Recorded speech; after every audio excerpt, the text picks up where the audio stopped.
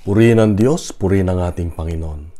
Alam mo ba na ang taong gumagawa ng mabuti at sumusunod sa kalooban ng Diyos, siya ay malaya?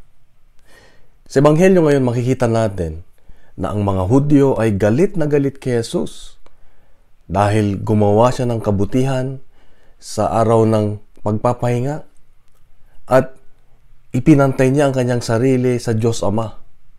Kaya galit na galit itong mga Hudyo dahil hindi nila matanggap ang katotohanan. Pag nagagawa natin ang katotohanan, tayo ay malaya. At pag tayo ay malaya, merong kapayapaan sa ating puso, merong kagalakan. Kaya nga, ang taong may sama ng loob, ang taong may galit, ang taong makasarili, ay hindi matanggap ang katotohanan.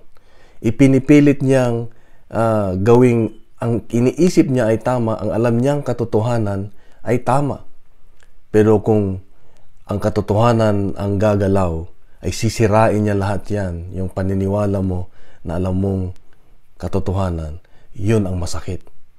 Kaya ang hamon ng Diyos sa atin ay buksan natin ang ating mga puso sa katotohanan. Palayain natin ang ating mga sarili sa mga paniniwala na hindi tama, sa mga gawang hindi tama. Ngayong panahon ng Kwaresma, ito yung time na isa-isahin natin ano ba yung mga sinusundan natin, ano ba yung mga ginagawa natin na hindi umaayon sa Diyos. Dahil pag nagagawa natin ang kalooban ng Diyos, mas malayang makakagalaw ang Diyos sa buhay natin. At tayo rin ay malayang makakagalaw at makakaranas ng katahimikan, kapayapaan sa ating puso. At nandun ang kagalakan, isang buhay na ganap, isang buhay na hinahanap natin araw-araw na ang makapagbibigay lang ay ang katotohanan na walang iba kundi si Jesus. Tanggapin natin si Jesus na siya ay Diyos. Siya lang ang pinanggagalingan ng lahat ng kagalakan, ang lahat ng hinahanap natin sa buhay, siya lang, kapatid. Kaya nga, ito ang paalala ng Diyos sa atin ngayon na isabuhay at tanggapin ang katotohanan. Mahal ka ng Diyos, mahal ako ng Diyos, mahal tayo ng Diyos.